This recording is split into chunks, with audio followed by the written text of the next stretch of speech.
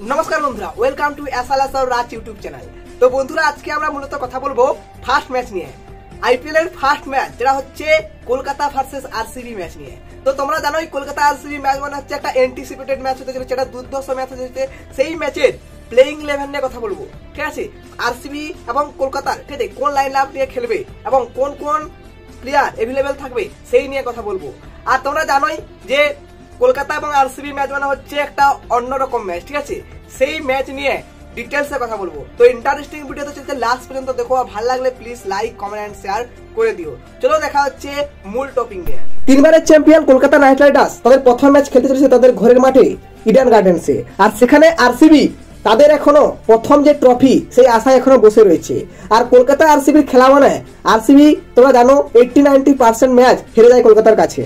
তো এবারে একটু সমস্যা হচ্ছে আরসিবির, সেটা হচ্ছে আরসিবির যে প্লেয়ারগুলোর পিছনে খরচা করেছিল সেসব প্লেয়ারগুলো একটু চোটের সমস্যা রয়েছে, যেমন ফিল সল্ট এবং আমাদের লিয়াম লিভিংস্টোন, তার কিন্তু ফর্মের সমস্যা রয়েছে, একদম ফর্ম নেই। আর অন্যদিকে জস হেজলউডের একটু চোটের সমস্যা রয়েছে। তবে আরসিবি ওদের বেস্ট প্লেইং 11 নিয়ে নামবে প্রথম ম্যাচে। তো বেস্ট প্লেইং 11 নিয়ে যদি কথা বলি, তো ওপেনিং করছে বিরাট কোহলির সঙ্গে ওপেনিং করবে ফিল সল্ট উইকেট কিপার হিসেবে, ঠিক আছে। তো 3 নম্বরে খেলবে রজত পাটিদার, 4-এ খেলবে লিভিংস্টোন, 5-এ খেলবে কুণাল পান্ডিয়া।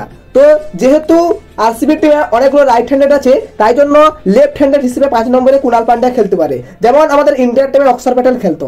তো 5 নম্বরে কুণাল পান্ডিয়া খেলবে, 6-এ খেলবে জিতেশ শর্মা, 7-এ খেলবে টিম ডেভিড। তো এটাই হচ্ছে মূলত আরসিবির ব্যাটিং লাইন আপ। তারপর থেকে বোলিং শুরু হয়ে যাচ্ছে। যদি বোলিং এর কথা বলি তাহলে 8 নম্বরে থাকবে ভুবনেশ্বর কুমার, 9-এ থাকবে নোয়ান, তুষারা বা জস হেজলউড। যদি হেজলউড ফিট থাকে তাহলে হেজলউডই শুরু করবে প্রথম ম্যাচ। তারপরে 10 নম্বরে থাকবে ইয়াস দয়াল, 11-এ থাকবে সুয়াস শর্মা, 12-এ থাকবে রাশিক সালাম ইম্প্যাক্ট প্লেয়ার হিসেবে।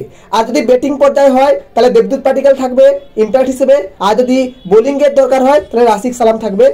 তো এই হচ্ছে আরসিবির বেস্ট প্লেইং 11। ওকে, এবার যদি আমরা কলকাতার প্লেইং 11 নিয়ে কথা বলি, তাহলে আমরা অনেকগুলো ভিডিওতে প্লেইং 11 নিয়ে কথা বলেছি কলকাতার। তো প্রত্যেকটা ম্যাচের প্রত্যেকটা স্ট্র্যাটেজি আলাদা হবে। তো আরসিবি ম্যাচেরও স্ট্র্যাটেজি সম্পূর্ণ আলাদা হতে চলেছে কলকাতার। তো কলকাতা আরসিবির যে ম্যাচটা রয়েছে সেই ম্যাচে কলকাতা আর একটা স্পিনার নিয়ে খেলবে।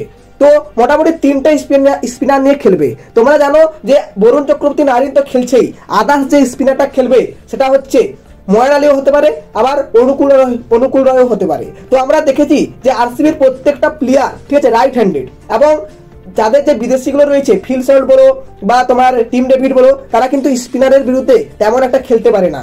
আর আমরা এখনো দেখছি যে বিরাট কোহলিও স্পিনের একটু সমস্যা হচ্ছে, তার স্পিন খেলতে বিরাট কোহলির একটু সমস্যা হচ্ছে। তো প্রত্যেকটা প্লেয়ার মানে রজত পাটিদার বা কুণাল পান্ডিয়া ছাড়া আরসিবির প্রত্যেকটা বিদেশি বা আমাদের ইন্ডিয়ান প্লেয়ার তাদের স্পিনার বিরুদ্ধে একটু সমস্যা রয়েছে।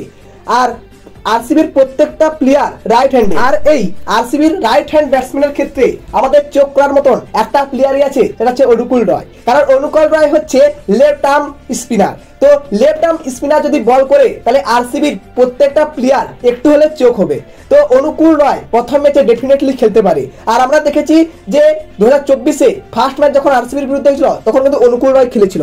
তো অনুকূল রয় যদি পাওয়ার প্লেতে 2টো ওভার করে দেয় তাহলে নারিন এবং বরুণ চক্রবর্তী মিডিল ওভারে পুরো চোখ করতে হবে আরসিবি কে। তো অনুকূল রয় যদি ফার্স্ট 11-এ আসে, মানে প্রথম ম্যাচের ফার্স্ট 11-এ আসে, তাহলে কলকাতার একটু প্লেইং 11টা অন্যরকম হবে। তো সেই প্লেইং 11 তোমাদেরকে আমি বলছি, তো তোমরা স্ক্রিনে দেখতে পাচ্ছ। তো ওপেনিং করবে নারিন এবং কুইন্টন ডিকক। যে যা বলুক ভাই, নারিন ওপেনিংই করবে, ঠিক আছে। তো লাস্টে নামিয়ে কোনো লাভ নেই নারিনকে, তো প্রথমে নামিয়ে দাও, 6-4 মেরে আউট হয়ে যাক, কোনো সমস্যা নেই। তো নারিন এবং কুইন্টন ডিকক ওপেনিং করবে। 3-এ আমাদের ক্যাপ্টেন রাহানে নামবে, 4-এ ভেঙ্কটেশ আয়ার, 5-এ রিঙ্কু সিং, 6-এ আন্ড্রে রাসেল, 7-এ রমনদীপ। তো 5-6-7 রিঙ্কু রাসেল রমনদীপ, এটা পুরো ফিক্স, ঠিক আছে।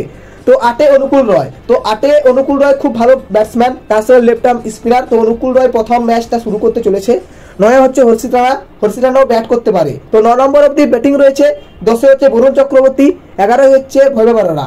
এবং এই 11টা প্লেয়ার ঠিক আছে একদম পুরো ভালো প্লেইং 11 রয়েছে। এবং ইম্প্যাক্ট প্লেয়ার হিসেবে নটজি খেলতে পারে, স্পেশাল জনসনও খেলতে পারে। আর যদি একটু ব্যাটিং যদি লাগে তাহলে পাওয়েলও খেলতে পারে। এবং যদি একটা আলাদা স্পিনার লাগে, ঠিক আছে, আরো একটা স্পিনার লাগে, তাহলে সেখানে ময়ন আলীকেও দিয়ে ট্রাই করতে পারে, ঠিক আছে। আর যদি ভারতীয় স্পিনার লাগে তাহলে মায়াক মার্কান্ডের তো রয়েছে। তো বন্ধুরা দুই দলের প্লেইং 11 তোমাদের জানিয়ে দিলাম। তো প্লেইং 11টা কেমন লাগলো এবং কলকাতার প্লেইং 11 কেমন লাগলো সেটা কমেন্টে জানিও। আর তোমরা প্লিজ কমেন্ট করো, ঠিক আছে, তোমাদের মত অনুযায়ী যে কলকাতা আর কাকে নিয়ে ঠিক আছে প্রথম ম্যাচ খেলাতে পারে। তো তোমরা কমেন্টে জানিও। ভালো লাগলে please like comment and share করে দিও। তো তোমরা দেখছো না অনেকেই ভিডিওগুলো, তো প্লিজ দেখো, অনেক সাপোর্ট করো। চলো দেখা হচ্ছে নেক্সট ভিডিওতে।